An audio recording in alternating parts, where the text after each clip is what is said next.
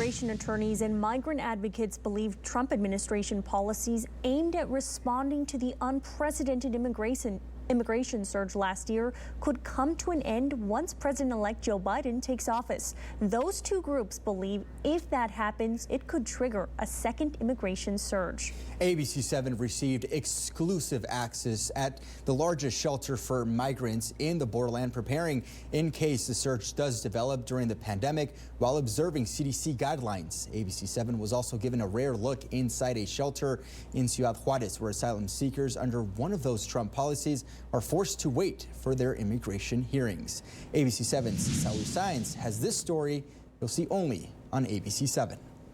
Yo estoy con mucho optimismo. I am very optimistic with a great deal of hope that the new Biden administration will be better and that they give us the opportunity because every one of us have a reason why we left our country, and we are in no condition to return. Annunciation House gave us access to the shelter they run in Juarez. 5 Central American women inside the shelter agreed to talk to us with the understanding we not reveal their identities. Marta, which is not her real name, is from Honduras. She arrived to the U.S. border a year ago, but was returned to Mexico under the Trump administration's Migrant Protection Protocols, MPP, or Remain in Mexico policy until her asylum request hearing in front of a judge comes up. According to the El Paso Times, there are over 60,000 families waiting in Mexico under MPP. These 5 women are just a handful waiting inside the shelter for more than a year, waiting to have their cases heard.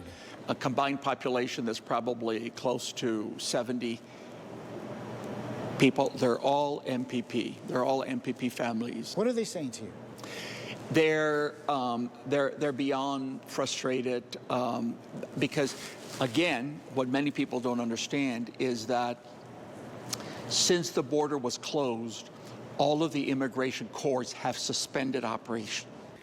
Garcia tells me that in extreme cases when migrants are able to prove that their lives are being threatened in Mexico by the Mexican cartel, they are able to come over to the U.S. and wait for their cases to be heard. However, for every one migrant who's waiting over here in the U.S., there are dozens more waiting in Mexico for their cases to be heard. I entered the United States and they sent me back on June 5th. Alicia, which is not her real name, is also from Honduras. She and her 2 children, a 1 and a 13-year-old, have been waiting in Juarez for almost 2 years. Yo no me siento escuchada. Desde que llegué a migración. I don't feel like I'm being heard. Since I arrived to immigration, they simply told us you're going back to Juarez. Back to Juarez, I asked. I'm not familiar with it. Don't know if it's dangerous. I'll be with my 2 children. It was a very traumatic experience. All 5 women believe the incoming Biden administration will do away with Trump immigration policies, forcing them to stay in Juarez. That sentiment is spreading to migrant advocates like Annunciation House. I know that Annunciation House is beginning to prepare, and we have been preparing now for several weeks, preparing to be able to respond to a possible surge. I know that this is an issue that is of concern to Border Patrol and to ICE as we go forward. This is file video of inside this same shelter at the height of the surge and before the pandemic. This building is 130,000 square feet. Pre-pandemic, it can hold more than 1,000 migrants. Annunciation House workers are meeting with the Office of Emergency Management to make sure they comply with CDC guidelines as well as city and county code enforcement rules, just in case a second immigration surge becomes a reality. The goal is to have proper social distancing between cots. One of the challenges that Garcia has to meet is the number of cots that he can fit in a room. Now, because of CDC guidelines, that means that he has to distance all the cots, which means fewer cots will fit in a room this size. What is the capacity in this building should we reach that level? Well, the capacity prior to the pandemic was in the neighborhood of 1,100 people in this building. What that capacity is going to be in the pandemic, it could come down to 250. Recently released numbers by Customs and Border Protection show Border Patrol agents are seeing a steady increase in apprehensions of unaccompanied migrant minors. Take a look at this.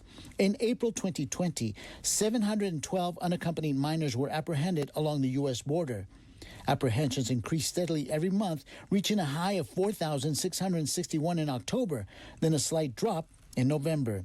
These are pictures provided to us of unaccompanied minors apprehended here near the railroad tracks off of 375 under the Stanton Street port of entry.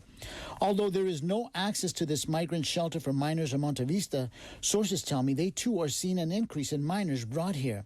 That's because U.S. courts have ruled CBP cannot send children back. They must be turned over to the Office of Refugee Resettlement. This very likely could be the first wave of a second migrant surge, that is, before policies are overturned, opening the floodgates for women like Marta and Alicia to cross into the U.S. and request asylum. They feel incredibly disillusioned that the system is not working, and they don't know that anyone is really advocating for them.